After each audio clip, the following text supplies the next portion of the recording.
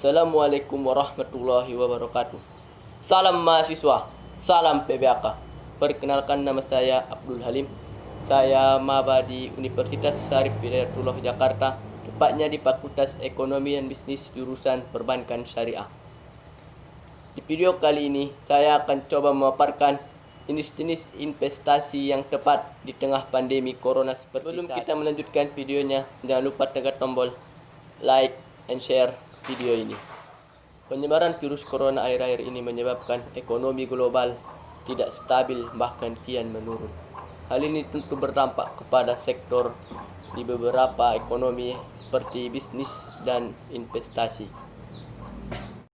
Virus corona yang terus menyebar dan berputar-putar membuat investor bekerja keras untuk menjaga investasinya agar tetap tepat dan aman. Tidak jarang investor juga memutar otak untuk mengatur strategi kembali investasinya agar tidak mengalami kerugian. Tentu saja dampaknya dapat dirasakan langsung oleh investasi di beberapa sektor seperti bidang perhotelan, manufaktur, komoditas perkebunan, dan juga pertambangan. Lalu, masih adakah investasi yang aman dilakukan saat masa corona seperti ini? Ya, tentu masih ada. Berikut adalah jenis-jenis investasi yang tepat untuk dilaksanakan di tengah pandemi seperti saat sekarang ini. Yang pertama adalah SUN atau Surat Utang Negara. Seperti yang diketahui, Surat Utang Negara adalah jenis investasi yang dikeluarkan oleh pemerintah untuk warga negara Indonesia berinvestasi di surat utang negara pada saat-saat seperti ini merupakan pilihan yang tepat. Dikarenakan investasi yang satu ini dijamin oleh pemerintah sehingga kita tidak khawatir akan terjadinya kerugian ataupun modal yang gagal bayar. Salah satu jenis SUN yang efektif di masa pandemi sekarang ini adalah obligasi negara. Teman-teman sekalian juga bisa mencoba investasi ini dengan modal yang ringan, yaitu 1 juta rupiah. Anggaplah Anda menginjamkan uang Anda kepada negara, dan jatuh tempo negara akan mengembalikannya dengan bonus bunga yang didapatkan selama peminjaman. Selain itu, berinvestasi di surat utang negara juga Anda akan berkontribusi membangun negara dan bangsa negara kita. Yang kedua, logam mulia, terutamanya emas. Emas kian dipilih sebagai alternatif investasi di tengah pandemi corona. Bukan tanpa alasan, para milenial bahkan boomers masih setia berinvestasi dalam bentuk emas, terutama dalam bentuk perhiasan, logam mulia ataupun emas batangan. Hal tersebut dikarenakan risiko investasi dengan emas terbilang sangat kecil. Keuntungannya pun lumayan. Caranya juga cukup mudah, yaitu dengan cara membeli emas ketika uang Anda sudah cukup dan menjualnya di saat harganya sedang naik. Harga logam mulia relatif stabil bahkan kian mengalami kenaikan di setiap tahunnya. Tapi perlu diingat, jangan sembarangan percaya dengan lembaga keuangan yang menawarkan investasi emas dalam bentuk logam mulia. Sebab saat ini masih banyak lembaga investasi bodong yang mengatasnamakan tabungan logam mulia. Alangkah lebih baiknya lakukan jual beli langsung di bank konvensional resmi atau di PT Antam atau aneka tambang. 3. Properti.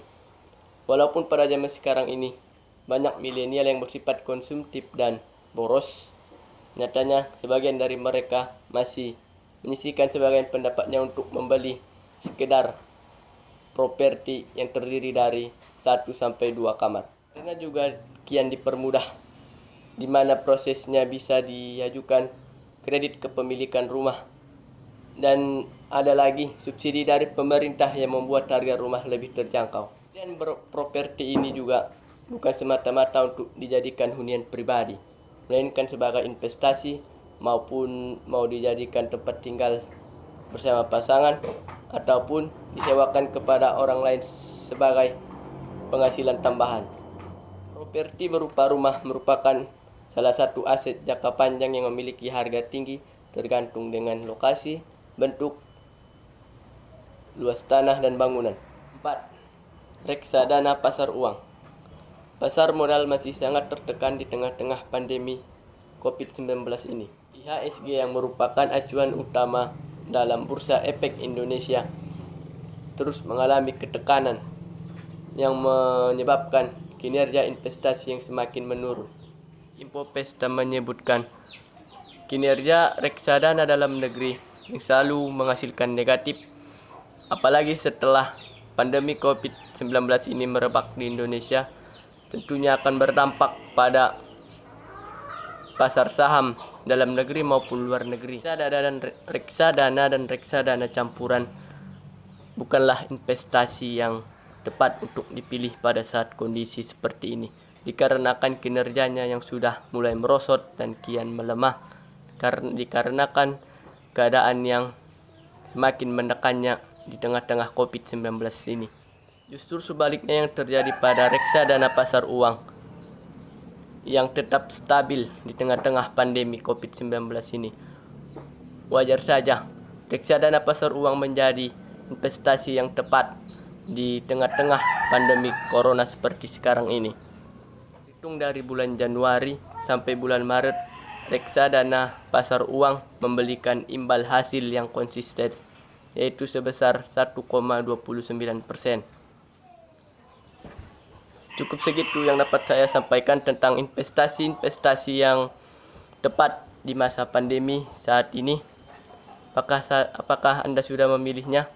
Ya, silahkan pikir-pikir dulu sesuai dengan kemampuan Anda, kebutuhan Anda. Sekian dari saya Abdul Halim. Assalamualaikum warahmatullahi wabarakatuh. Salam mahasiswa, salam PBK.